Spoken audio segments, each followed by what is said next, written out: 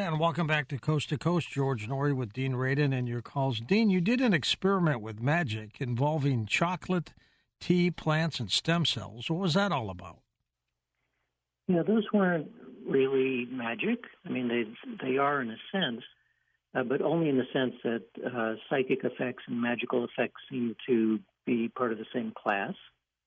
So in the case of chocolate, we asked 3 Buddhist monks to mentally imprint pieces of dark chocolate with the idea that anybody who ate the chocolate would have an improvement in their mood and feel more vigor. And then we had identical pieces of chocolate that they did not do that imprinting for. And then we did a double-blind, placebo-controlled trial where we recruited people, and then under blinded conditions, we gave them either the treated chocolate, we called it the blessed chocolate, or the regular chocolate, and then they measured their mood over the course of a week using a standardized mood questionnaire.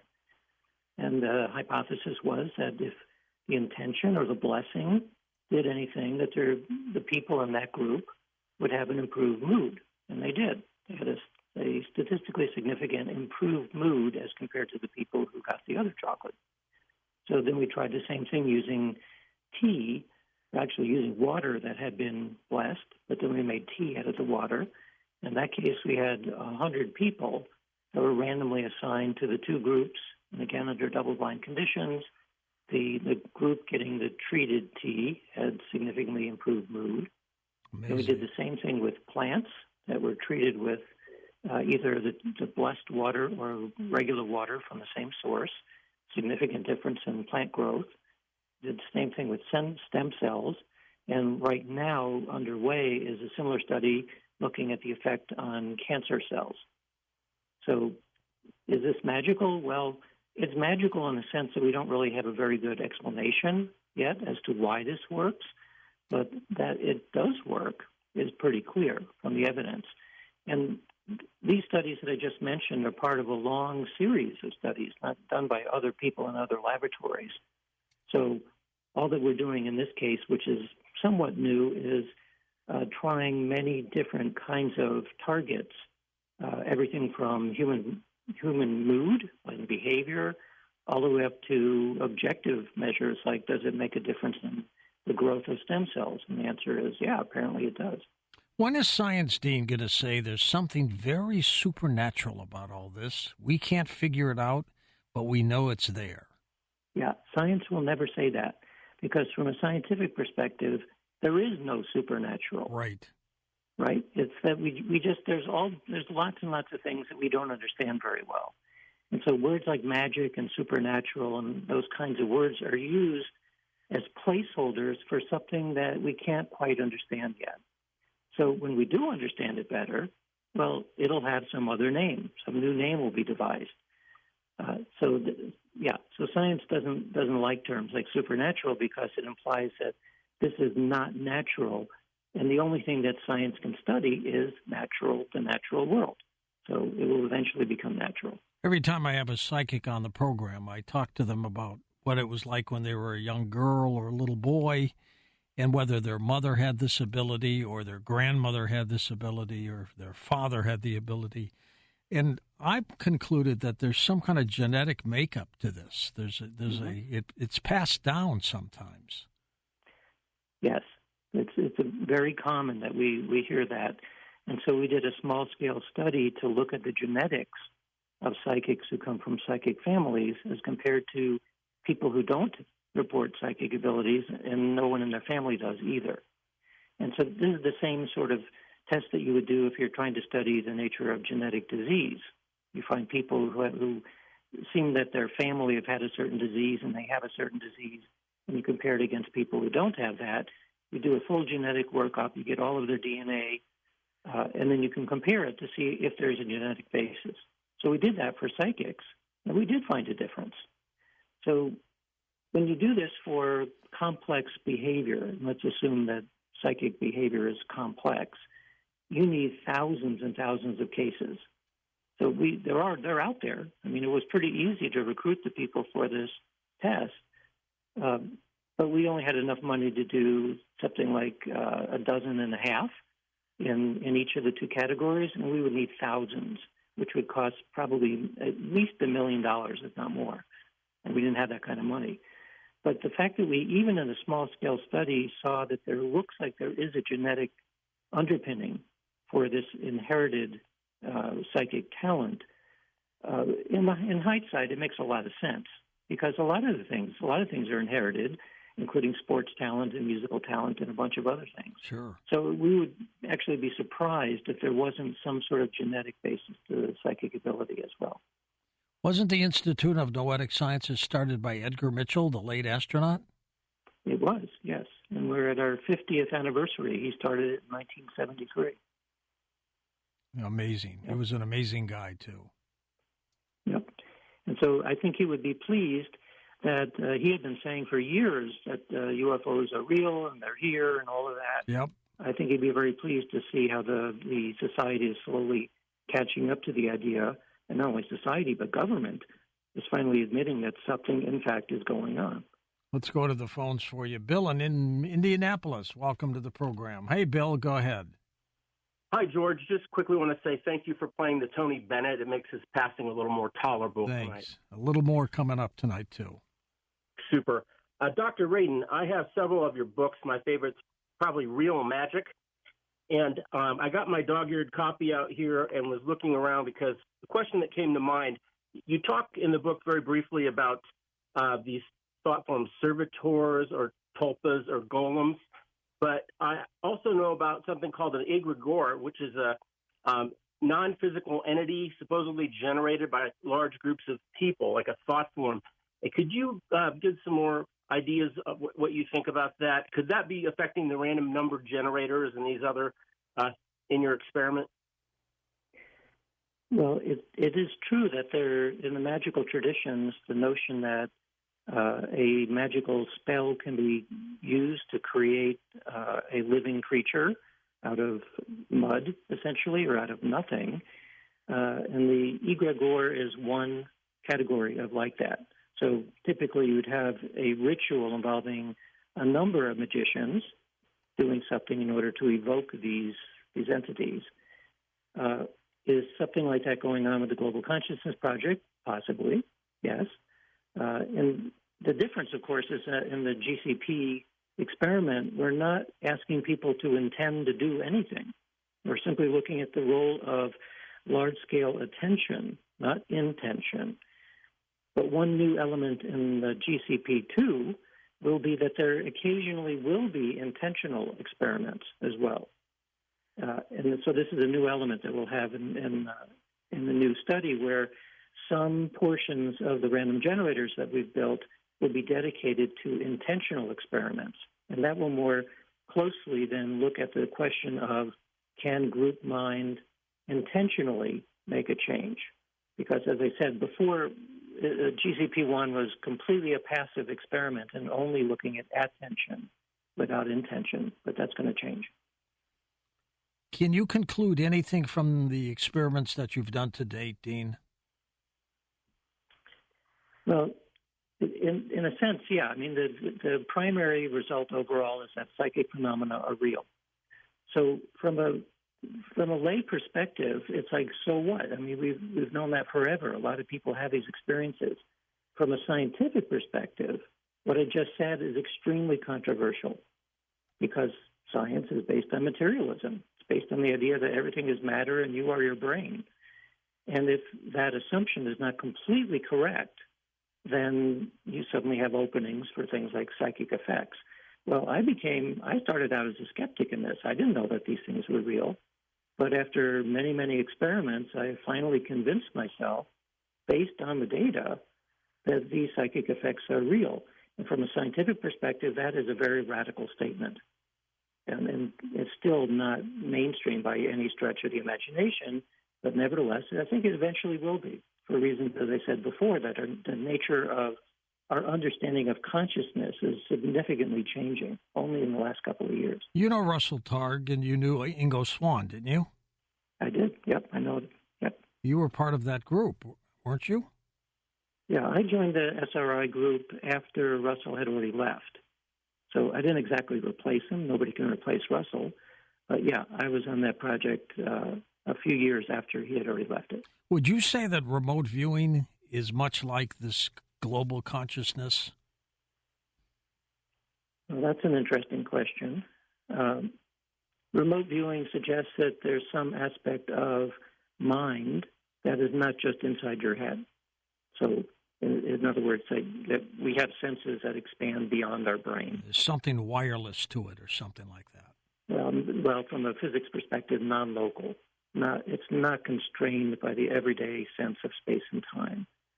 So in that sense, yeah, it's sort of like a global consciousness, because here we're talking about something like a non-local form of awareness or consciousness that envelops the entire globe, and probably beyond that, too.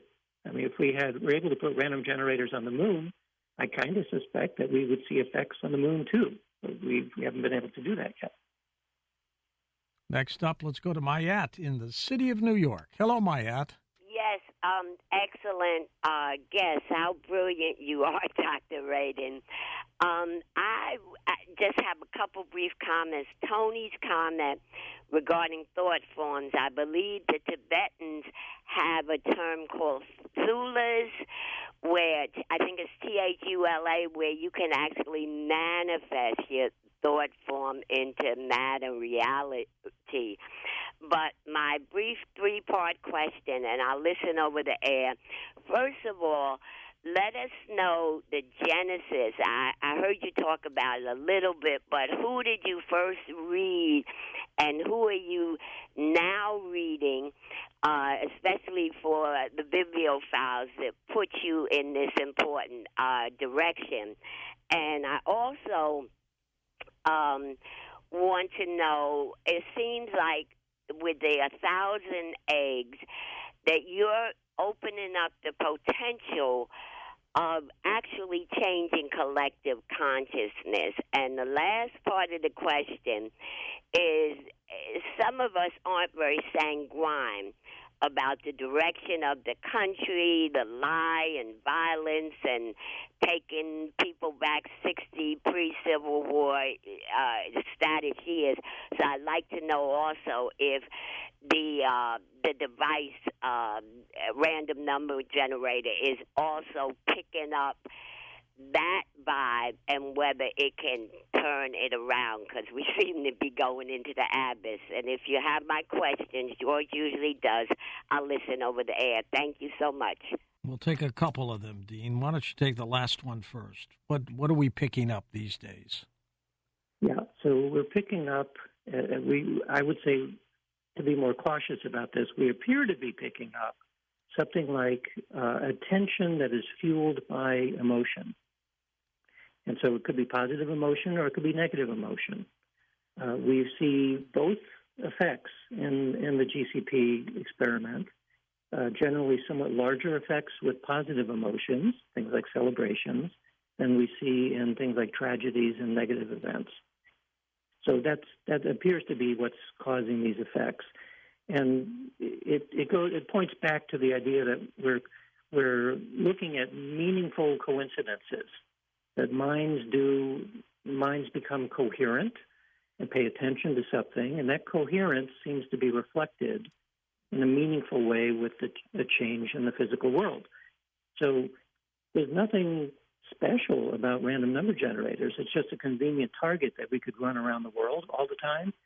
But we're pretty sure that if we were monitoring plants or monitoring behavior of animals or behavior of anything, if we were able to do that continuously, we would see that actually every aspect of the physical world becomes slightly more coherent when a lot of minds become coherent. So would that make a difference in terms of political unrest and climate change and all of that? We think it might. And that's in a sense what the experiment is about.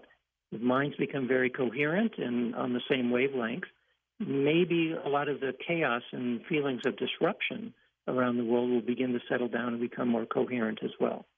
So it has that's part of the positive idea of why we'd want to do this experiment, to give people hope that if we actually were coherent and work together on these kinds of problems, that we could do something about it. In your Global Consciousness Project Part 2, with 1,000 random generators, what would that do then that 70 cannot do? Well, so one of the things is we want to look for topological changes in order that appears. What I mean by that is, like when 9/11 happened, there were a couple of places that were very definitely hotspots, like New York City, Washington, D.C., and so on. What we saw then was we initially thought maybe we would get really, really big changes in the random generators in those cities. And we did, but we also saw a really big change in one in Brazil and some in Europe. And so there wasn't enough density of the random generators to build a good picture, a three-dimensional map of where these effects were occurring. By having a much larger number now, we're able to see, well, does an effect begin somewhere, like something happens, an earthquake or something, and then it spreads out from there around the world? Or do we see it everywhere all at once? If those generators, Dean, if all those generators were put in one city, like New York during 9/11, in theory, would you see spikes with, I don't know, you don't like the word, but yeah, would you see results with all 70 of them in New York? Well, yes, but probably everywhere else at the same time. See, because we're probably dealing with something which is non-local.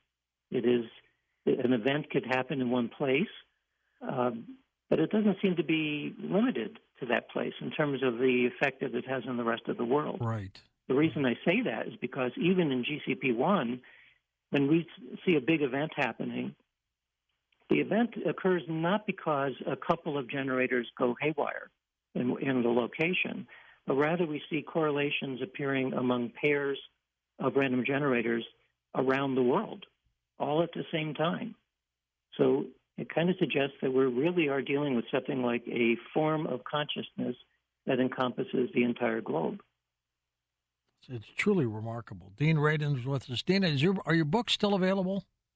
Oh, yeah. They're all available. And in fact, because Real Magic has done quite well, I recently made a proposal that was accepted to write a book which the working title will be Practical Magic. Oh, great.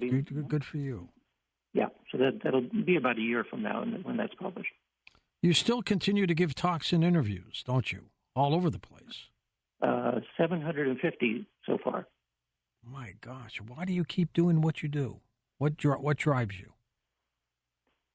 Well, I'm continually curious about this.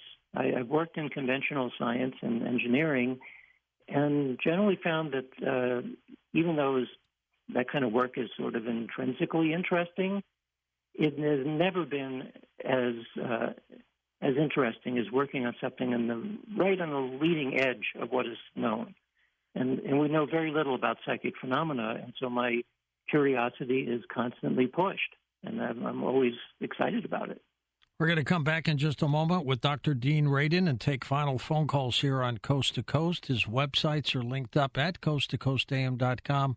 A couple of his books include Supernormal, and the other one is called Real Magic, and we are talking about his Global Consciousness Project, which they are going to work on part 2 by putting 1,000 random generators all over the place. And welcome back to Coast. George Norrie back with Dr. Dean Radin, Ph.D., and we're going to take final calls this segment. Dean, tell us a little bit about your energy medicine experiment you tested. Well, this was a group effort where we tested 190 clients, each of whom had hand or wrist pain, so carpal tunnel type pain, and then 17, I believe, different kinds of healers, psychic healers, spiritual healers, Reiki, you name it, different healers. So in each case, each client separately was treated by one of the 17 healers for a half an hour. And so part of the measurement was, did their pain subside over the course of the half an hour? We also asked what their expectation was in during this healing. And, of course, we did that because we wanted to know whether there was a placebo effect going on. So many of the people actually had no expectation at all. They had never done energy healing. They didn't know if it was going to work. but the overall result for pain reduction was extremely significant. So in terms of the result that we were hoping to see in the clients, it very clearly worked. But of greater interest, we wanted to see if there would be any objective measures that would be accompanying the healing or the energy medicine practice to see if there was something other than simply a subjective effect, because pain is mostly subjective. So one of the measures we used was water. So we had both the healer and the client wear a little aliquot of water. It means it's just a couple of milliliters of water that they wore on a necklace. And then the aliquot was around their chest area. And so before they did the healing session, we first did a spectrographic analysis of the water to look at the molecular vibrational rates of the water for the healer and the client. And then after the healing session, we did it again. So we had a pre-test and a post-test. And what we found was a very significant change in one of the molecular vibrations. There's 6 or 7 different ways that H2O molecules can vibrate. And so in one of those vibrations called the stretching bond, a very significant difference from pre-test to post-test. And this was actually a replication of a study that was done 20 years before using a similar design to see if something about the act of healing would have an objective change in water. And to make a long story short, it did. It does. So interestingly, we thought maybe we'd see that change in both the healer and the client, but we only saw that change in the water for the healer, and not for the client. Even though the client actually reported a significant reduction in pain, the water effect occurred as a result of being near the healer. So that was one of a number of objective measures that we did with a pretty large group of clients. Dean, does any of this get us closer to our thoughts about God?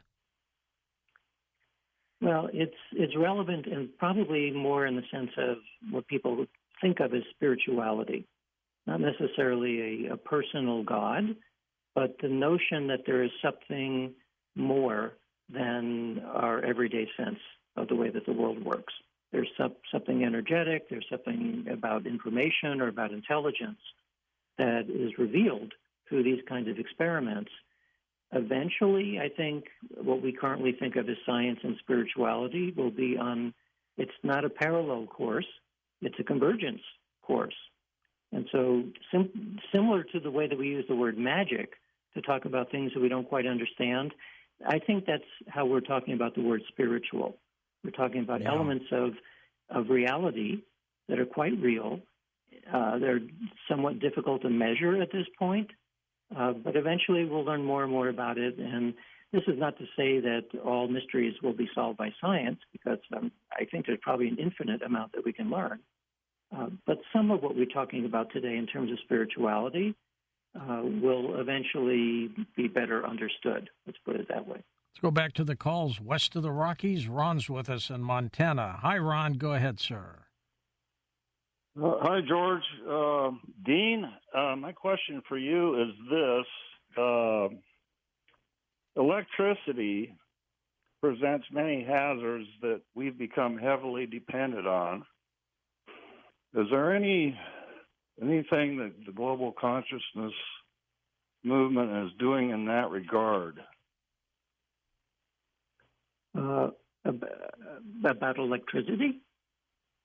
Yeah, replacing electricity with a better form of energy that is not hazardous like electricity is proven to be, with the fires it causes and, the possibility of a solar flare knocking out the grid, et cetera.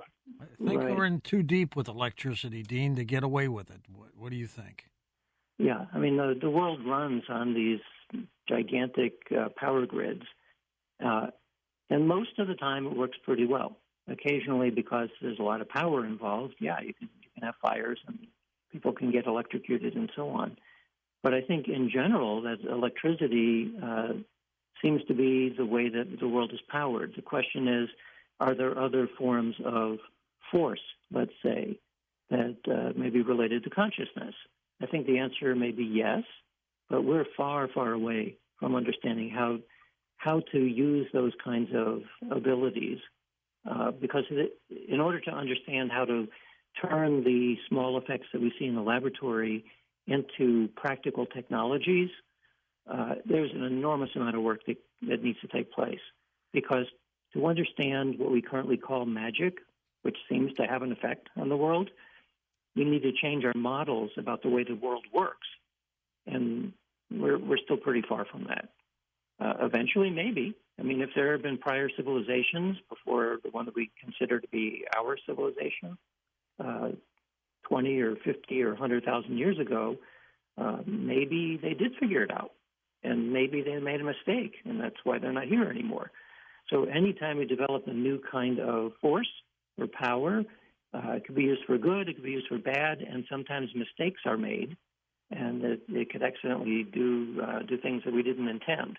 So I don't think we need to worry about it at this point, but yeah, at some point, maybe we can replace nuclear energy and electrical energy and all kinds of other things because we learn how to better manipulate the physical world through consciousness. Next up, let's go to Brendan on the wild card line in Austin, Texas. Hello, Brendan. Thank you, George and Dr. Radin. Thank you. The previous callers, Tony and Mayat, had inspired some thoughts of mine, but I only had one question for you, Dr. Radin. But my thoughts from Tony's call was he brought up intention experiments, and it made me think of the classic Art Bell intention experiments where he had tried to use the listeners of Coast to Coast to focus to stop wildfires and inadvertently caused a flood. And he got really spooked after that and said that this is too dangerous to mess with the weather with intention experiment because it works. And he didn't know, what could lead with that. He'd end up hurting somebody on accident. But then if that is the case, then where does that lead ET contact and the rising global interest in ETs? So, yeah, that was just one comment. But the other thing was, Dr. Radin, y'all were talking about random number generators in 9/11 earlier, and that y'all had aberrations leading up to 9/11 that in hindsight you realized that this was like an indicator. If you were to get some sort of massive spike, hypothetically, where would you start in your thought process? Would you talk to anybody, or would you even choose to warn anybody? And this is where the other comment from Mayat came in, and that it made me think of the movie Don't Look Up with Leonardo DiCaprio, where he's warning that a disaster is coming, and there's like an anti-science Trump character president who believes in alternative facts and is telling the whole nation, don't look at this disaster straight in our face. That's the name of the movie, is Don't Look Up, because there's a comet in the sky and everybody can see it, and they're, encouraging people to not look up. So if we have leadership that is anti-science, or your warning might even come on deaf ears, would you even want to warn people? Otherwise, you'd be really stressed out like Leonardo DiCaprio and going crazy. Yeah, it's a good question. So for your first one about unintended consequences, that is always the case. Every new advancement has unintended consequences. To just give one example, one day I met the person who invented trans fats, who was hoping that we would solve a lot of health problems by not eating saturated fats. So he created trans fats. Well, it turns out that they're even worse than saturated fats. They're worse, that's right. And he said it was a completely unintended consequence. He didn't know. Like he wanted to create something good, and it wasn't. So anytime something new is developed, there are always unintended consequences, and that's one of the reasons why we have to be cautious and move slowly, especially when dealing with something that has potential power behind it. As far as precursors to events, the only way that I think you would want to use those kind of precursors is in the sense that the way that intelligence works. So you very rarely will rely on one source of intelligence. Like if we were part of a group of people in an intelligence agency, they're always looking for signs of things like terrorist attacks and other things we need to pay attention to, and they very rarely will rely on just one source. But if we had a channel to them, and we said, you know what, we're picking up something strange, check your other sources, and if they begin to converge on something that looks like they need to pay attention, then that would be valuable. But this kind of effect that we're seeing here, it's weak enough and uncertain enough that I would never want to rely only on something like precursor events in the GCP. Although I can say that I did a study of tweets from Twitter. I guess it's now called X. That's right. Yeah. So I had 9 years of tweets from the beginning of Twitter, and in 10 different languages. And I wanted to see whether collectively the words that are used in Twitter can be used as a predictor of future negative events. And so to do this, you take the words and you can create a measure called sentiment, which is the degree of happiness or sadness in the words themselves.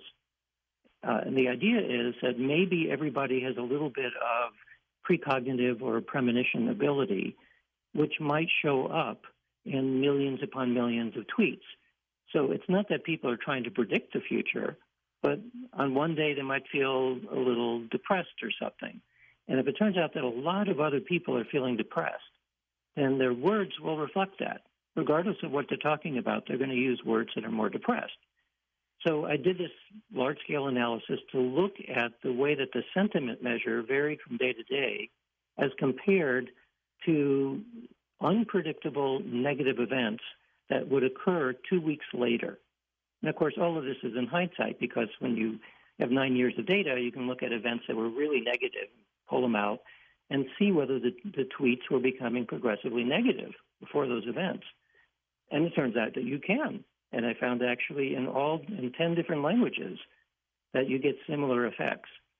So I published this. It's in a journal called World Futures, where it begins to point out that psychic effects are always happening and mostly unconscious. Most people don't know that they're getting these impressions. But when you have large data sets like these tweets, you can begin to actually see it popping up like a signal-to-noise problem. The signal becomes visible when you have enough data to look at it. Dean, tell us about the website of the Global Consciousness Project number 2. GCP2.net. With the number 2, right? The number 2, yeah. GCP2.net. So if you go to the bottom of that page, you'll see that we are looking for people who want to host one of the new random number generators. So you get to sign up, and we look at where you are. And so we want to cover the world as tightly as we can. So we don't want everything in New York City, for example. We want to distribute it around so we get a good coverage. So people can sign up. We're selling the random generators at cost. And all you need is a wired internet connection because these things have to be on all the time. I would hope one day they'll get to the point where you will be able to not only find out that something is going to happen, but to know what that something is. Well, and not only that, where it is. And where so it you is. asked before, why do we have 1,000 generators? Well, it's to find out where something happens. To find out what is going to happen is also extremely valuable, and maybe we'll be smart enough to learn how to do that, because rather than picking events, we're going to have ongoing sentiment measures from Twitter and from X and from other sources like news sources and Google Trend search and things of that sort to automatically then look at the correlation between what's happening in the random generators versus what is happening in objective measures that are going at the same time. Well done, Dean. Keep in touch with us. We love your work. Up next, Financial Alchemy on Coast to Coast AM.